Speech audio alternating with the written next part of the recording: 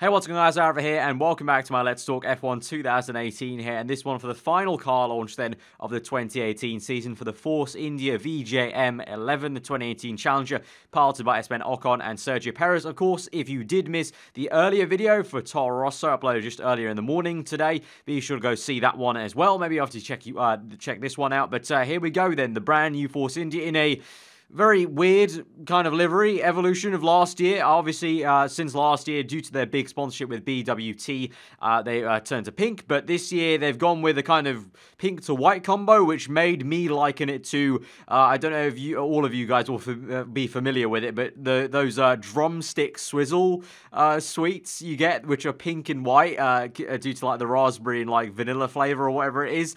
Yeah, it looks kind of odd. There's just like patches of like pink slapped on what looks like a base of a white car, which is, yeah, I don't know, very odd. I don't get quite the logic behind that, but there you go. I don't know. Let me know what you guys think about it in the comments below. Aesthetically, yeah, quite an odd car. Aerodynamically, a pretty sound one, I think. Force India, pretty much moving from where they ended up last season. Not a lot has changed dramatically. The biggest thing I would say is they've tried to kind of tighten up the inlet to the side pods. It was quite a wide inlet last year, so they tried to tighten that up. Pretty much like the pattern of this entire year has been trying to tighten up the side pods. Bit better airflow. Of course, the engines, there's only 3 engines for each car for the season now, so perhaps the engine cooling isn't so much of an issue in terms of they don't need to get as much air in, perhaps, because they're going to be running the engine a little bit less maybe than they were last year. That's just the theory, really, but it looks like everyone's going for that smaller side pod inlet, apart from maybe the likes of Mercedes, who have opted to keep their very wide side pod inlets. But yeah, forcing to tighten that up. But in terms of aerodynamics, evolution from last season at the end of the Abu Dhabi test, they've gone for a few little more winglets, especially the way they've connected the mirrors. They've gone for a very weird kind of double-pronged mirror approach to it, which you can see actually on this right-hand side, which I haven't labeled there, but that's the kind of two-prong kind of attachment of the mirror, 2 winglets just underneath the actual main pillar arm. But you can see here, all in red, the really nice detailing of the Force India bargeboard area. Obviously, the daggers, which we've seen Force India and Mercedes run for now a season more, 2 seasons really. But the Force India car opting for a 3-prong sort of front floor. They've kind of got a very absent front floor, actually. It's kind of almost broken apart, and this is the kind of the under tray connecting into the front part of the floor. Then they've got a huge gap, and then they've got the floor very much starting very far back to pretty much where the inlet starts. So kind of odd take on that, but they've gone for that to try and get some drag reduction, of course, and also all these daggers are going to be letting airflow through anyway, so it's not really much of an issue. They've got the same sort of dagger approach also to the winglets, right underneath the suspension arm, so very much kind of like Toro Rosso and McLaren have opted for, but a bit more kind of chunkier teeth rather than Toro Rosso having the very fine teeth, if you saw that video earlier today. No fairing on the halo or any winglets or anything like that, so for now, very plain on the way they're treating the halo. And in terms of the uprights, they've gone for a kind of one simpler upright, which breaks apart into 2 kind of sections as we get onto the side view of the car. You can see this kind of scoop turn, which is kind of like the Toro Rosso almost, the scoop turn, trying to scoop air as it goes round and trying to get it to the roundy outside of the side pod. But that's pretty much the major detailing on the bargeboard area of the Force India. If we move ahead to a front view of the shot, you can see just a little bit better those strakes and the teeth coming off those winglets underneath the suspension arms. You can see Force India have gone for the same nose as last year. That kind of evolved kind of from nostril noses to this kind of semi-nostril, because they've got this bit of a little bit less of an attachment, a bit more open to allow the air to fully come through. Obviously, letting air pass through straight underneath, that's going to get affected straight to these winglets and go to the under tray, which is going to work to the underside of the floor. Front wing, nothing much has changed. That's pretty much the copy from Abu Dhabi, a little bit tweaking perhaps for Spain specifically, but Force India have had that very aggressive, lots of flaps going on since the beginning of last year, really, so they've never been too shy on that front. You can see that 2-pronged mirror I talked about, and then you can see the smaller inlet slightly, and just a generally tightened up kind of shape to that side pod. And then there in the background, if you can see there, is just what I think looks like almost one T-wing and maybe a secondary one, very close to the rear wing. So the lower T-wings there. Mercedes, we've seen in testing already, have debuted more T-wings than they did at their launch. So definitely an approach that I think a lot of teams eventually you're going to see them all have lower T-wings there, which just helps the underwash of the entire rear wing. It helps air get fluidly underneath the entire rear wing main plane, and that underwash is going to help with the pressure differential on the rear wing and allow that entire rear end to work a little bit more efficiently. So not surprised, but I think a lot more teams we're going to be seeing that as we get towards Australia, perhaps. But you can see here also the two-prong approach to this outboard end plate of the side pod. So a little bit kind of simplistic in a way compared to other teams, you would say. You know, the Red Bull team, Mercedes, but of course that's something that may work on here. But in terms of the bargeboard area, still complex as ever as Force India had it. They were pretty damn good in that area anyway. Of course, Force India, obviously, they were very good. They were best of the rest in 2017. So in terms of to change stuff, they didn't need to make huge drastic changes, actually. They just need to maybe work on developing and evolving the car in little areas where they felt they were down in some areas. But, you know, a huge revolution wasn't needed like, you know, Williams or Haas, if you look back at those videos and see the differences to last year.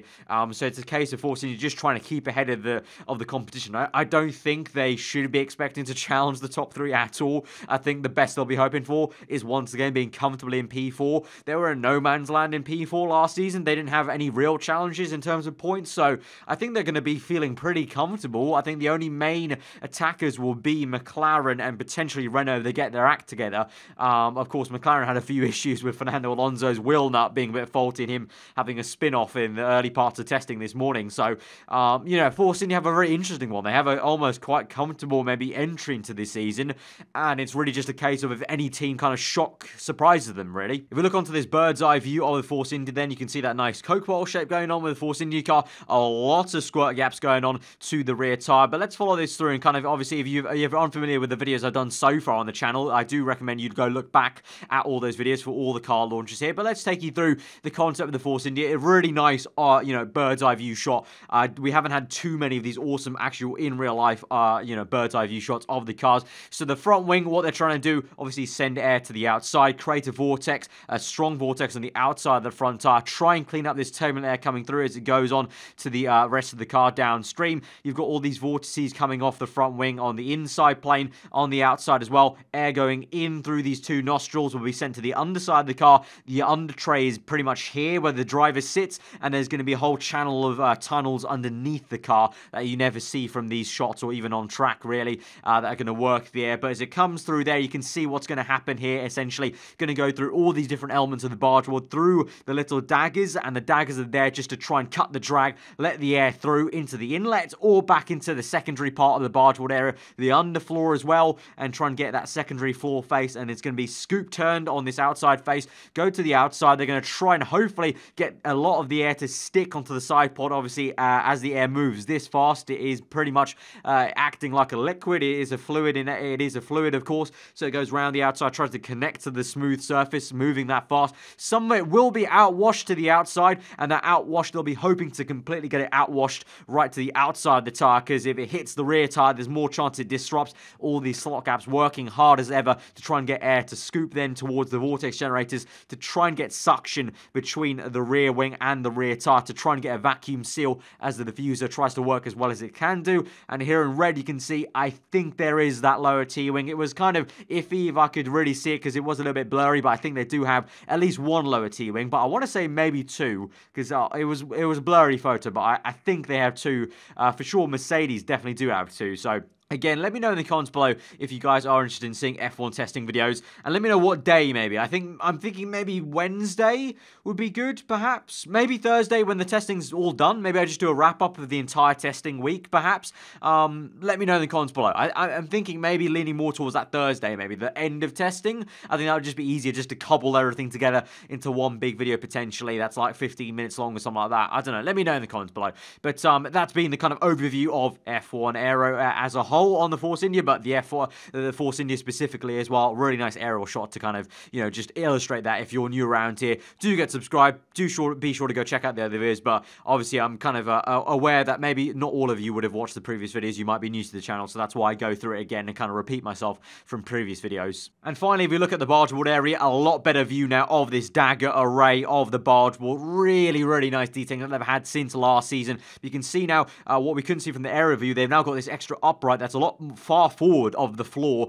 and the inlet. And like I said in the Toro Rosso video, a lot of teams now opting for pushing the floor and the barge wall, the way all the aero bits begin, a lot far forward from the actual inlet. It used to be all housed by the inlet, but now they've got it pushed forwards, and it starts to work the air a lot earlier than was the case last year. You got these two winglets, a la kind of around where the Ferrari has the one huge winglet there for Force India, facing forwards. So they're trying to, and it's angled in a way, it's angled towards us, towards the screen, and kind of forwards facing. So it's almost like they're trying to get air to push out straight towards these winglets, then above the inlet, and also straight onto the top face of the side pod to try and get air to channel on the top face of the side pod, which will eventually obviously make its way towards the rear end. But you can see that one winglet breaks up into two pieces, then gets twisted up and kind of separates a little bit to this two-prong undercut approach to the side pod then, and then that smaller inlet there for the Force India compared to last year. And again, you can see these two stalk winglets connecting to the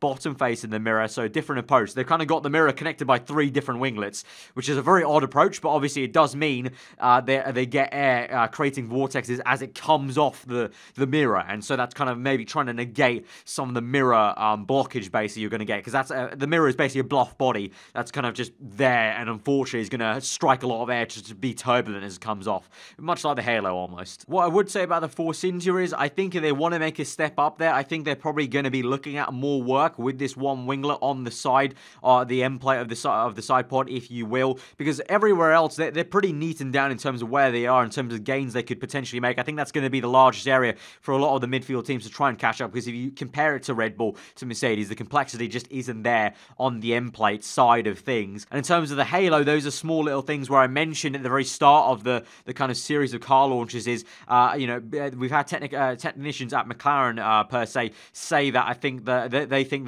all the teams are going to converge in terms of what they do with the Halo treatment by pretty much halfway through the season. So it would not surprise me to see Force India and any other team that has not done fairings on Halo to rock up to Australia with fairings potentially, as well as little winglets here and there on the crash structure side, on the actual kind of foam side of where the car sits, in terms of what we saw with Toro Rosso as well. But all in all, I'm not going to lie, a little bit underwhelming in terms of how much the Force India changed in terms of the configuration. But as I said, maybe to be expected, because they were very comfortable last season. So, I mean, obviously they have ambitions of jumping up the order, but there's only so much you can do maybe when you've got a certain budget as Force India does. Obviously, that's the reason why they have to go with the BWT sponsorship to get as much money as they can into the team. That's also why they have so many bloody sponsors on this car, because, when it comes down to it, they don't actually have a lot of money to kind of work with without all these sponsorships going on the car. But all in all, that's the Force India. Let me know what you think of the livery and the car as a whole